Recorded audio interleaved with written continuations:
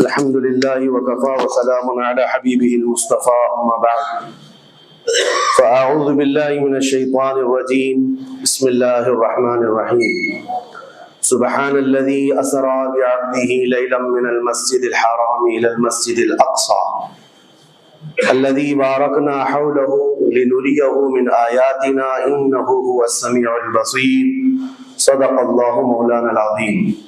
بارگاہ رسالت میں آپ صلی اللہ علیہ وسلم میں درود پاک کا ہدیہ پیش کریں۔ اللهم صل على سيدنا ومولانا محمد معدن الجود والكرم وآله وأصحابه الكرام وابنه الكريم وبارك وسلم صلاة دائمة سرمدا أبدا۔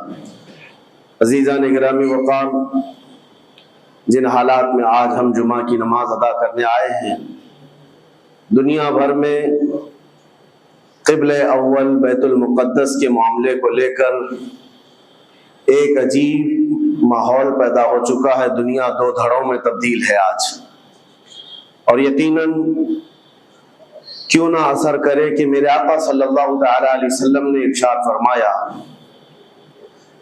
بیت المقدس جس زمین پر آباد ہے، حضور پاک صلی اللہ علیہ وسلم کے فرمان علی شان کا مفہوم ہے سید البقاع، یعنی زمین کا جو سردار علاقہ ہے وہ بیت المقدس کا علاقہ ہے۔ مسجد اقصی جہاں پر آباد ہے اس کو سید البقاع کہا گیا ہے، اور یہ بھی روایت میں ملتا ہے سید الصخرہ، گنبدوں میں اگر کوئی سردار گنبد ہے تو وہ بیت المقدس کے لیے کہا گیا ہے۔ اور قرآن نے یہ فرمایا الذی بارکنا حولہ، مسجد اقصی کے متعلق فرماتا ہے رب تعالیٰ کہ وہ مسجد اقصی جس کے ارد گرد ہم نے برکتیں رکھی، لنریہ من آیاتنا، تاکہ ہم اپنی نشانیاں انہیں دکھائیں۔ تو یہ اللہ تبارک و تعالیٰ کی اس مقدس سرزمین جس کو ارض مقدس کہا گیا ہے، نام ہی میں مقدس موجود ہے، اور یہ آج سے نہیں بلکہ روایت میں ہے خانہ کعبہ کی تعمیر کے فوراً بعد حضرت ابراہیم علیہ السلام نے بیت المقدس کی تعمیر فرمائی، اور ہزاروں انبیاء اکرام علیہ السلام کا وہ قبلہ رہا، اور وہ ان کی مرکز عبادت بھی رہا، اور ایک نہیں تقریباً 30,000 کے قریب انبیاء اکرام علیہ السلام مسجد اقصی کے ارد گرد دفن ہیں، آرام فرمائیں۔ جہاں اللہ کا ایک ولی دفن ہوتا ہے وہ برکت کی جگہ ہے، اور جہاں 30,000 نبی دفن ہوں، اور وہ بھی اولو العزم پیغمبر حضرت ابراہیم علیہ السلام، حضرت اسحاق علیہ السلام، حضرت یعقوب علیہ السلام، حضرت موسیٰ علیہ السلام، حضرت زکریا علیہ السلام، یہ سب وہ انبیاء کرام علیہ السلام ہیں جو رسولان اعظام بھی ہیں، شریعت والے ہیں۔ یہ سب بیت المقدس کے ارد گرد ہیں۔ یہاں پر کچھ بھی اثر ہونا پوری دنیا پر بھی اس کا اثر پڑتا ہے، اور آج ہم دیکھ رہے ہیں جو حالات پوری دنیا میں پیدا ہوئے ہیں، اور چاہے وہ یورپ ہو کہ امریکہ ہو، افریقہ ہو کہ رشیا ہو، عرب ممالک ہوں کہ ہند ہو، ان سب کو کچھ نہ کچھ کہنے کی آج ضرورت پیش آ رہی ہے۔ کیوں؟ اس لیے کہ وہ ایسا سینٹر ہے، ایسا تقدس ہے وہاں پر جس میں پوری دنیا انوالو ہو ہی جاتی ہے، اور برسوں سے لے کر وہ جنگ کا میدان رہا، اور حضور پاک صلی اللہ تعالیٰ علیہ وسلم نے بیت المقدس کے لیے کیا فرمایا؟ صحابہ نے جب اس زمین کے بارے میں پوچھا تو میرے آقا نے فرمایا وہ حشر و نشر کی جگہ ہے، حشر و نشر کی جگہ ہے، یعنی قیامت کے قریب سارے لوگوں کو ادھر ہی ہانک دیا جائے گا، اور قیامت وہیں آنی ہے۔ حشر و نشر کی جگہ ہے، حضور پاک صلی اللہ تعالیٰ علیہ وسلم نے فرمایا، اور فرماتے ہیں میرے آقا ہو سکے تو تم جا کر اس میں نماز پڑھ لو، اس لیے کہ اس کی ایک نماز دوسری مسجدوں کی 1000 نمازوں سے افضل ہے۔ یہ مسجد اقصی کے متعلق میرے آقا صلی اللہ علیہ وسلم کا فرمان علی شان ہے۔ پھر صحابہ اکرام نے پوچھا کہ اگر کوئی جا نہ سکے میرے آقا بیت المقدس اور نماز پڑھنے کی اس کو استطاعت نہ ہو وہاں جا کر، تو کیا کرے؟ حضور اکرم صلی اللہ علیہ وسلم نے فرمایا کم از کم تیل کا ہدیہ تو بھیج دے تاکہ وہاں چراغ جلانے کے کام آئے۔ یہ حدیث پاک میں ابن ماجہ کی حدیث ہے۔ نبی کریم صلی اللہ تعالیٰ علیہ وسلم کے اس فرمان علی شان کے مطابق میں آج آپ تمامی حضرات سے یہ گفتگو کرنا چاہوں گا کہ میرے عزیزوں، یہ صرف فلسطین اور اسرائیل کا مسئلہ نہیں ہے، یہ اسلام اور کفر کا مسئلہ ہے، اور پوری دنیا کے لیے ہے، پوری دنیا کے لیے۔ اگر وہ حقیقت کی نگاہیں رکھتی ہیں، چاہے وہ کسی بھی قوم سے وابستہ ہو، چاہے وہ کوئی بھی دین اور دھرم سے تعلق رکھتے ہو، میں ان سے کہتا ہوں اگر اینک تمہارے اوپر جھوٹ کی نہیں پڑی ہے تو آنکھیں کھول کر دیکھ لو ظلم اور بربریت کس جگہ ہے اور حق کے لیے لڑنے والے کون ہیں۔ یہ ہر ایک منصف مزاج آدمی بھی آج پہچان سکتا ہے کہ کون نہتہ مارا جا رہا ہے اور کون سپر پاور طاقت پر کھڑے ہو کر اپنے مظلوم ہونے کا دعویٰ کر رہا ہے۔ ہر دنیا کا انصاف پسند آدمی آج بول سکتا ہے، لیکن یہ دور بھی امتحان کا ہے۔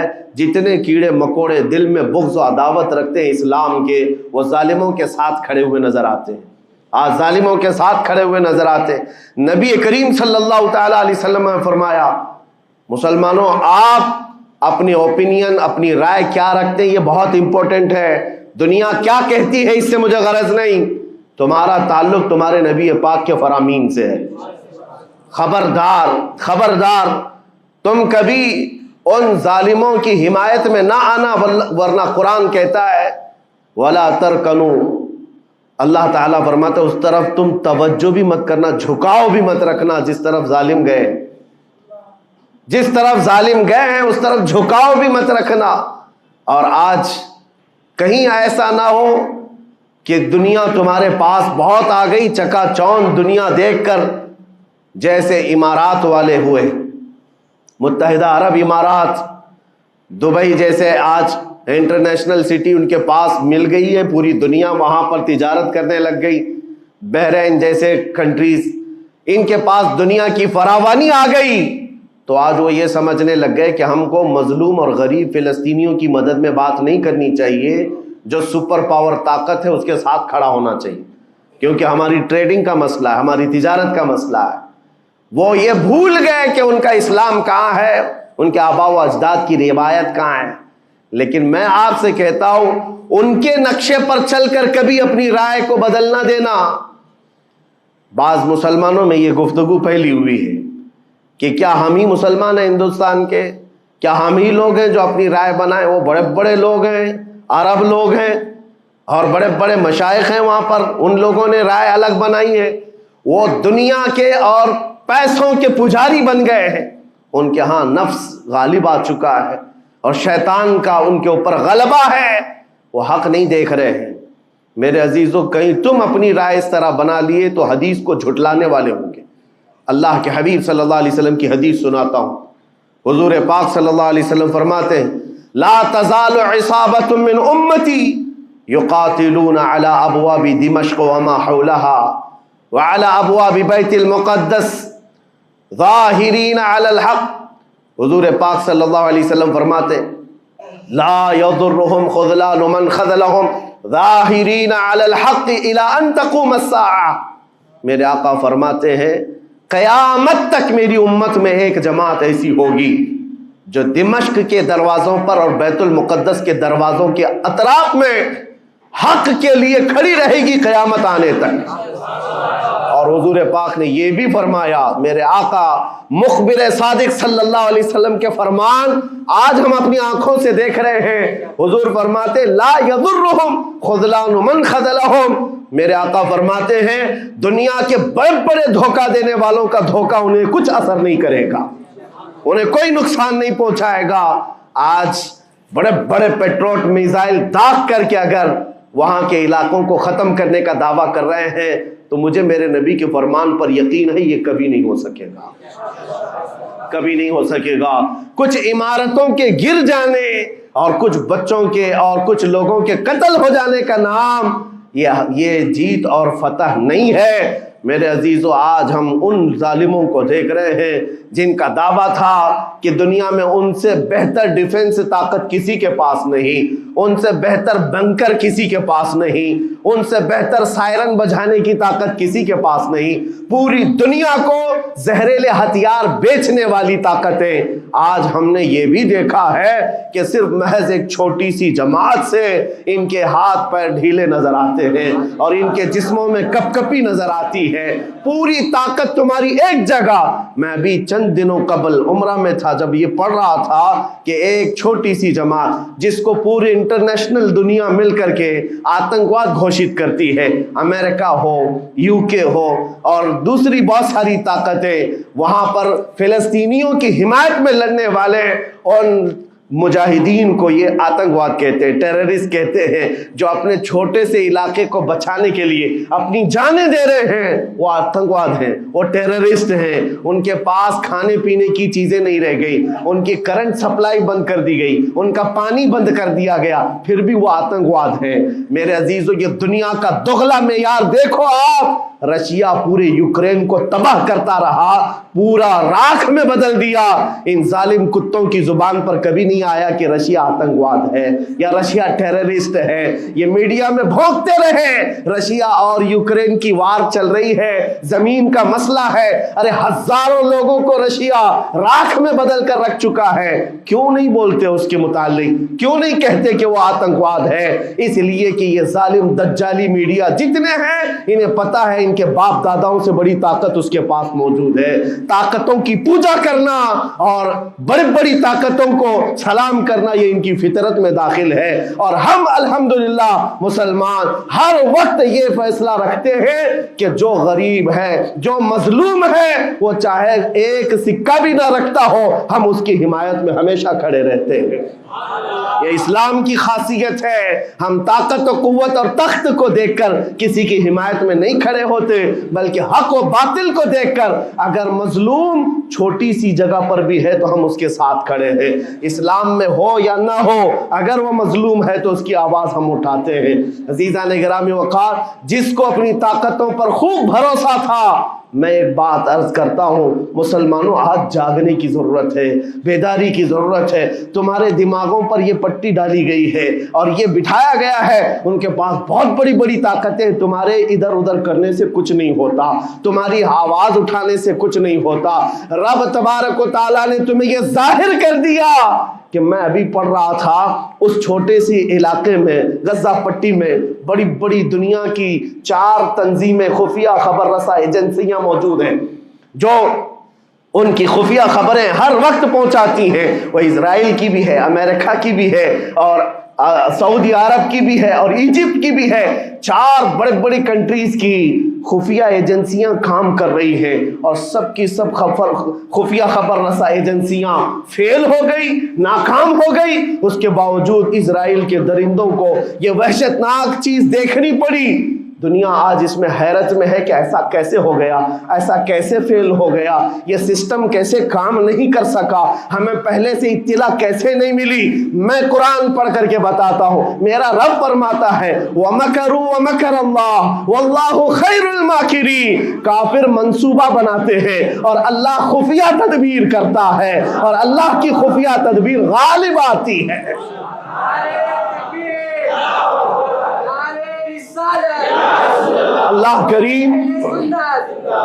اللہ کریم جب خفیہ تدبیر فرماتا ہے، سارے سسٹم فیل ہو جاتے ہیں، دنیا کی طاقتیں ہیچ ہو جاتی ہیں۔ آپ کبھی یہ مت سمجھنا کہ دنیا کے پاس بہت بڑی طاقتیں ہیں، نہیں مسلمانوں، ایمان اس کا نام نہیں ہے۔ اقبال نے بہت پہلے کہا تھا، اللہ کو پامرد یہ مومن پہ بھروسہ، ابلیس کو یورپ کی مشینوں کا سہارا۔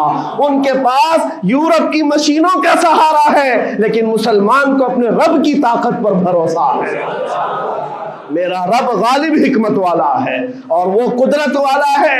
جس وقت رب تعالیٰ چاہے، کیا آپ نے تاریخ نہیں پڑھی، وہ اگر اپنے نبی کی حفاظت کرنا چاہے تو مکڑی کے جال سے حفاظت کرتا ہے، کبوتری کے انڈوں سے حفاظت کرتا ہے۔ وہ اپنے حبیب کی حفاظت کرنا چاہے اور کسی نبی کی حفاظت کرتا ہے، مچھلی کے پیٹ میں رکھ کر کے یونس کی حفاظت کر رہا ہے۔ اور ابراہیم علیہ علیہ السلام کو آگ میں ڈال کر کے بھی اس تپش سے بچا رہا ہے، اور اسماعیل علیہ السلام کی گردن پر چھری چل رہی ہے، پھر بھی اس چھری سے بچانے والا مولا کون ہے؟ اور سمندر میں اتر جانے کے بعد موسیٰ علیہ السلام کی بڑی فوج کو راستے دینے والا مولا کون ہے؟ آپ جانتے ہیں ابراہیم علیہ السلام کو آگ سے بچانے والا، یونس علیہ السلام کو مچھلی کے پیٹ میں زندہ رکھنے والا، موسیٰ علیہ السلام کو سمندروں میں راستہ دینے والا وہی خدا ہے جو اپنے حبیب کو کفار مکہ کے ہر ظلم سے بچانے والا، ان کے رات کے منصوبوں کو خاک میں ملانے والا، میرے حبیب کو ان کافروں کے سامنے سے ایسے گزارنے والا کہ وہ کافروں کی آنکھیں ہمیشہ کے لیے اندھی ہو کر رہ جائیں۔ وہ مولا کل بھی تھا، آج بھی ہے اور ہمیشہ رہے گا۔ وہ اللہ حی و قیوم ہے، اس کی ذات پر توکل رکھو، یقین رکھو۔ آج دنیا کے ان حالات کو دیکھ کر مسلمانوں کا ایمان اور مضبوط ہو جائے، اور مضبوط ہو جائے۔ آپ یہ سوچتے ہوں گے ہمیں کیا کرنا چاہیے، ہم یہاں بیٹھ کر کیا کریں؟ میں تو اس بات کو کہوں گا آپ واٹس ایپ جہاد میں مصروف نہ رہیں، ادھر کی ادھر چیزیں شیئر کرتے ہوئے گھر میں بیٹھ کر کے رات بھر اپنی مرغن غذاؤں میں اور بستروں پر سوتے رہے نہیں۔ اگر تمہارا دل روتا ہے کسی ایک بچے کی آہ پر، تم پہنچ تو نہیں سکتے، لیکن کسی غریب کی ایک درد پر تمہارا دل روتا ہے، اللہ کی بارگاہ میں وہ بھی لکھا جاتا ہے، وہ بھی لکھا جاتا ہے اور تم کو ان کے شریکوں میں شمار کیا جاتا ہے۔ تم اگر رقت کے ساتھ بیٹھ کر کے دعا کرتے ہو، سوچو آج آپ اپنے گھر میں ہیں، تمہارا بیٹا نکلا، جوان بیٹا نکلا، اس کی خبر آئی کہ اچانک اس کی لاش کہیں تڑپتی ہوئی نظر آئی، جیسے خبر سنو گے تمہارا کھانا پینا حرام ہو جاتا ہے، تمہارے گھر بار کا چین و سکون غارت ہو جاتا ہے۔ کیا ہوتا ہے جب اپنا ایک جوان بیٹا کہیں کسی حادثے میں انتقال ہونے کی خبر بھی آ جائے، بے چینی اور گھر میں کوہرام مچ جاتا ہے۔ یہ چیز کیوں ہوتی ہے؟ کیونکہ تمہارا تعلق ہے، جسمانی بھی روحانی بھی تعلق ہے اپنے بیٹے سے۔ اور میرے آقا نے فرمایا مثل المؤمن کمثل جسد اذا اشتكى عضو تداعى له سائر الجسد بالسهر والحمى۔ میرے آقا فرماتے ہیں پورے مومن جتنے بھی دنیا میں ہیں، سارے مومنین ایک جسم کی طرح، میرے آقا فرماتے ہیں ایک جسم کی طرح ہیں، اگر ایک عضو کو تکلیف ہو تو پورے جسم میں بخار آ جاتا ہے، ایک عضو کو تکلیف ہو تو پورے جسم میں بخار آتا ہے۔ آج تمہاری کیفیت یہ ہونی چاہیے، جس وقت ان حالات کو دیکھو تمہارا دل روئے، تمہاری بے قراری بڑھ جائے، تمہاری بے چینی بڑھ جائے، اور بارگاہ رب العزت میں گڑ گڑاؤ کہ مولا اگر ہمارے برے اعمال کی وجہ سے، ہمارے گناہوں کی وجہ سے ہمارے بھائیوں پر اگر یہ آفت آئی ہے تو میں توبہ کرتا ہوں، میں باز آتا ہوں مولا، میں اپنی حرکتوں سے توبہ کرتا ہوں۔ آج تمہیں پتا ہے یہ آج کا حادثہ نہیں، اس دنیا کو میں جتنا کوسوں کم ہے، جو دغلی پالیسی رکھتے ہیں، جو ڈبل سٹینڈ رکھتے ہیں، ان کو جتنا بولوں کم ہے، میں ڈرتا نہیں ہوں اس بات پر، لیکن آج دل بھرا ہوا ہے ان مظلوموں کی آواز کو سن سن کر کے، جن کے گھروں پر رات بھر بمباری ہوتی ہے، جن کے شہر کا پورا بادل پٹاخوں سے نہیں میزائلوں سے روشن دکھتا ہے۔ میرے عزیزوں کیسی راتیں وہ گزارتے ہیں، ماں رات کو اپنے بچے کو گلے سے لگا کر سوتی ہے، اس کو یقین نہیں ہوتا صبح تک میرا لال میرے ساتھ رہے گا، انہیں پتہ بھی نہیں ان کے دروازوں پر موت دستک دے رہی ہے۔ 5000 سے زیادہ راکٹ داغ کر کے ابھی بھی ختم نہیں کیا گیا، اور ظلم اتنا ہونے کے بعد حیرت ہوتی ہے اس دگلی دنیا پر میڈیا میں بار بار یہ کہا جاتا ہے ان آتنکیوں کا خاتمہ کیا جا رہا ہے، آتنکوادیوں کو نیست و نابود کیا جا رہا ہے، جن کی زمین پر 70 سال سے قبضہ کر کے بیٹھا ہے، دنیا اس پر کچھ نہیں بولنا چاہتی۔ آپ کو پتا ہے ہسٹری جنہوں نے پڑھا نہیں وہ آج بھوک رہے ہیں، جن کو تاریخ معلوم نہیں ہے وہ ٹپنی دینے کی کوشش کر رہے ہیں، ان کو اپنے باپ داداؤں کی تاریخ نہیں معلوم، یہ فلسطین کی تاریخ پر چل پڑے۔ پتہ ہے 1917 میں صرف 4000 یہودیوں کو رہنے کی اجازت دی گئی تھی، جب یہ پوری دنیا سے مارے مارے گھوم رہے تھے، ان کے لاکھوں یہودیوں کو مار کر ختم کیا گیا تھا۔ اس وقت فلسطین میں 4000 یہودیوں کو پناہ دی گئی تھی، اور یہ 4000 سے بڑھتے بڑھتے بڑھتے پوری دنیا سے ہجرت کر کے آتے رہے. 1948 میں انہوں نے اپنے ملک کا اعلان کر دیا. دنیا کو یہ نہیں پتا ہے، آج سب پتا ہے. نقشہ دیکھ دیکھ کر کے سب شیئر کر رہے ہیں. 1970 میں اتنا تھا اسرائیل، 40 میں اتنا ہو گیا، پھر 67 میں اتنا ہو گیا. سب شیئر کر رہے ہیں. تمہاری عقل ماری گئی ہے جب دیکھ رہے ہو کہ ایک ظالم آدمی کسی کے زمین پر قبضہ کرتا کرتا کرتا پورا بڑھ گیا. اب جو مظلوم تھے ان کی اپنی زمین بھی نہیں باقی، ان کی حکومت نہیں ہے، ان کی ایمبیسی نہیں ہے، ان کا کچھ نہیں. ایک شہر لے کر بیٹھے ہیں، وہ بھی ہضم نہیں ہو رہا. اور میں یہ باتیں کھل کر اس لیے کر رہا ہوں کہ یہ میرے اپنے اوپینین ہی نہیں ہے. پوری دنیا کے اقوام متحدہ UN نے کہا ہے اسرائیل کو 1967 میں جو تمہارا اسرائیل تھا وہاں واپس چلے جاؤ. لیکن یہ دادا گیری ایسی ہے کہ وہ کسی کی نہیں مانتا، نہ UN کی. یہ سب چیزیں دنیا کو معلوم ہے، پھر بھی دنیا یہ کہتی ہے اسرائیل اپنے ڈیفنس میں کام کر رہا ہے، اپنے ڈیفنس میں کام کر رہا ہے.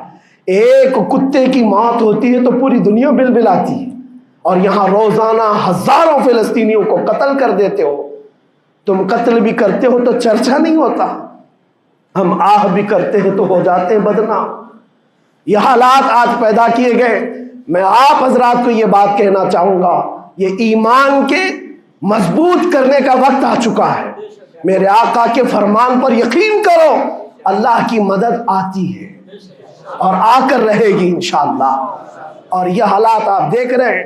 میں ایک بات اور بتا کر اپنی گفتگو کو سمیٹتا ہوں. کثرت سے ان کے لیے دعائیں کرو، کثرت سے دعائیں کرو، اور اپنی غلط عادتوں سے باز آ کر اللہ کی بارگاہ میں مانگو. ظاہر سی بات ہے، حرام کھاتے ہو اور کسی کے لیے دعا کرتے ہو، کہاں دعائیں جائیں گی؟ اب جو بات رہ جاتی ہے یہ کچھ دنوں کے لیے ہے. وہ بھی امتحان دے رہے، ہم بھی امتحان دے رہے. یہ امتحان کی گھڑی گزرنے والی ہے، اور قیامت کے قریب میرے آقا کا فرمان حق ہو کر صاف ظاہر ہوگا، صاف ظاہر ہوگا، پوری دنیا دیکھے گی. بعض روایات میں ہے کہ حضرت سلیمان علیہ السلام کی روایتیں بھی بیان کی گئی کہ آپ نے فرمایا کہ یہودیوں کی ایک ریاست قائم ہوگی، اور صرف 50 سال کے بعد ان کی ریاست کے قائم ہو کر 50 سال کے بعد قیامت کی بڑی نشانیاں سامنے آ جائیں گی. اب وہ حالات آ گئے، چند سالوں کی بات ہے. جتنا خون بہایا تھا وہ خون ختم ہوگا، اور خون شہیدہ سے صبح بہارا آئے گی. اور ایک دن پوری دنیا دیکھے گی جب بیت المقدس پر اللہ اکبر کی صدائیں گونج رہی ہوں گی، اور امام مہدی کا ظہور ہوگا. امام مہدی آئیں گے اور پوری دنیا میں صرف اور صرف اسلامی پرچم لہرائے گا انشاءاللہ العزیز.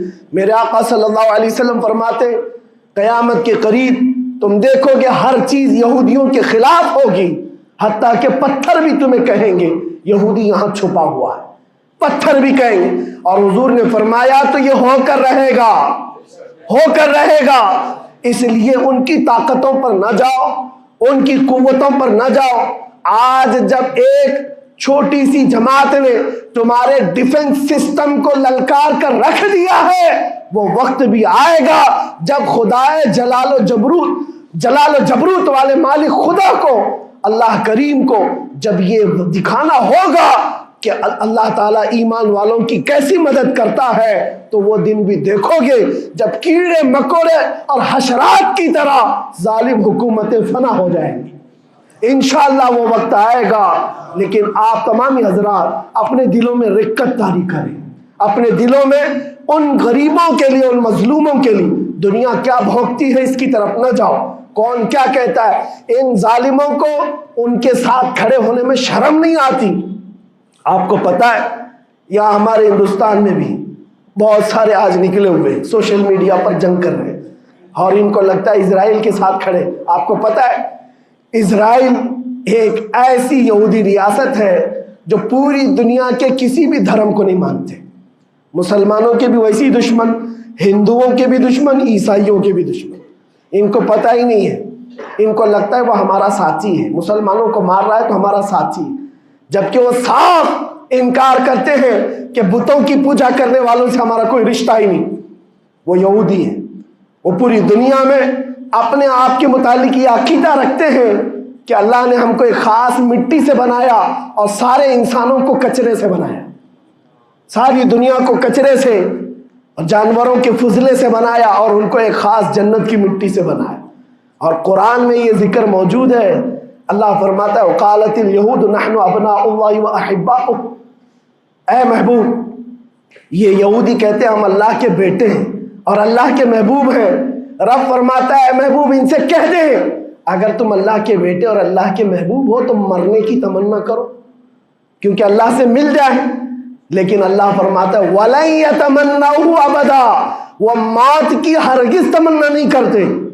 یہودیوں کے ہاں جینے کی ہوس بہت ہے اور قرآن کہتا ہے لَوْ يُعَمَّرُ أَلْفَ سَنَةٍ، اگر ان کو 1000 سال کی زندگی بھی دی جائے تب بھی وہ مرنا نہیں چاہتے.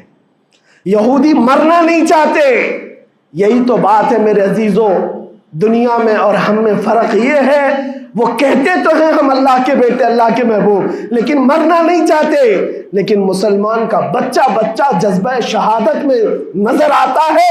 وہ ہمارے نزدیک موت کوئی حادثہ نہیں. ہمارے بزرگوں نے تو ہمیں یہ بتایا ہے کفن کندھے پر لے کر چلنا، موت آئے تو اوڑھ کر سو جانا. یہ نہ سوچنا کہ حادثہ ہوا ہے بلکہ یہ سوچنا ادھر آنکھیں بند ہوئی ادھر زیارت مصطفیٰ ہو گئی، ادھر میرے رب سے ملاقات ہو گئی. مولا کریم کی بارگاہ میں دعا ہے جب تک زندہ رہے عزت اور ایمان کے ساتھ زندہ رکھے. مولا غریب فلسطینیوں پر تو رحم فرما، مظلوم فلسطینیوں کو آزاد فرما. اے کریم ارحم الراحمین، تو نے فرمایا جب بندہ مجھے مصیبت میں پکارتا ہے میں اس کی پکار کو سنتا ہوں. اے مولا آج فلسطینیوں سے زیادہ کون مظلوم ہے، ان سے زیادہ کون مصیبت میں ہے اور تجھ سے زیادہ کون رحم کرنے والا ہے. اے مالک و مولا ان پر رحم کی بارشیں فرما. اے اللہ ان پر رحم کی بارشیں فرما اور ظالم طاقتوں کو فنا فرما دے، ان کو نیست و نابود فرما، ان کو کیفر کردار تک پہنچا. اسلام و سنیت کا بول بالا فرما، کفر و شرک کا منہ کالا فرما. وصلی اللہ تعالی علی خیر خلقہ محمد وآلہ واصحابہ اجمعین برحمتک یا ارحم الراحمین.